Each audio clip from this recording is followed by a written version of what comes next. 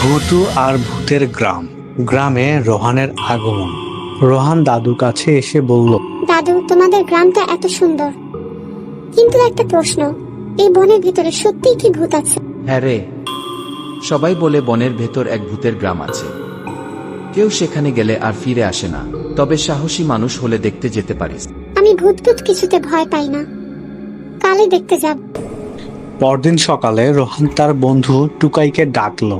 টুকাই, চল বনে যাই, আমি শুনেছি ওখানে ভূতের গ্রাম আছে। তুই পাগল নাকি? ভূতেরা যদি ধরে তখন কি করবি? আমার উপর ভরসা রাখ, যদি ভূত থাকে দেখব কেমন ভূত। তারা বনের ভেতর ঢুকলো। সব জায়গায় সুন্দর, কিন্তু একেবারে নিস্তব্ধ। হঠাৎ হালকা বাতাসের সঙ্গে হাসির শব্দ শোনা গেল। এই রোহানা, এটা কিসের শব্দ? আমার ভয় করছে। চুপ, সামনে দেখি। তখন একটি ছায়ামূর্তি সামনে এসে দাঁড়ালো। তোমরা এখানে কি করতে এসেছো? আমরা শুনেছি এখানে ভূতের গ্রাম আছে, দেখতে এসেছি। তোমরা অনেক সাহসী, এসো তোমাদের আমার গ্রাম দেখাই। ভূতেরা আনন্দে খেলে, গান গায়।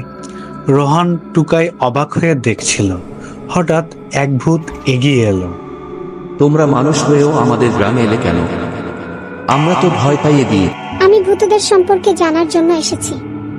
তোমাদের ভয় পাওয়ার কি আছে? তবে তোমাদের সাহস আমাদের কাজে লাগতে পারে। আমাদের গ্রাম অভিশপ্ত, একজন জাদুকর আমাদের এখানে অভিশাপ দিয়েছে। জাদুকরের অভিশাপ? তা আবার কেমন? আমাদের গ্রামের আলো জাদু করে আটকে রাখা হয়েছে। তোমরা যদি একটি বিশেষ ফুল এনে দাও, এই অভিশাপ ভেঙে যাবে। ঠিক আছে, আমাকে সেই ফুল কোথায় পাব বলো, আমরা চেষ্টা করব। জাদুকরের গুহায় অভিযান। রোহান আর টুকাই জাদুকরের গুহায় গেল। গুহার ভেতর অন্ধকার আর ভয়ঙ্কর শব্দ। রোহানা, এটা খুব বিপজ্জনক, চলো আমরা চলে যাই। না টুকাই, ভূতেদের কথা দিয়েছি, আমাকে এই ফুল আনতেই হবে। তারা গুহার ভেতর বিশেষ ফুলটি পেল। তখনই এক ভয়ঙ্কর আওয়াজ শোনা গেল। কে আমার গুহায় ঢুকেছে? চলে যাও, নইলে তোমাদের রেহাই নেই।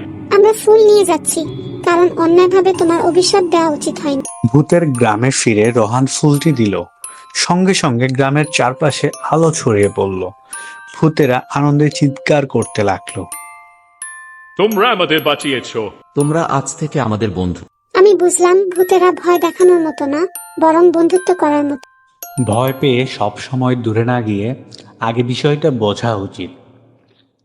রোহানা আর টুকাই বাড়ি ফিরে সবাইকে গল্পটা বলল আর বুঝিয়ে দিল, সব সময় যা দেখা যায় তা ভয় পাওয়ার নয়।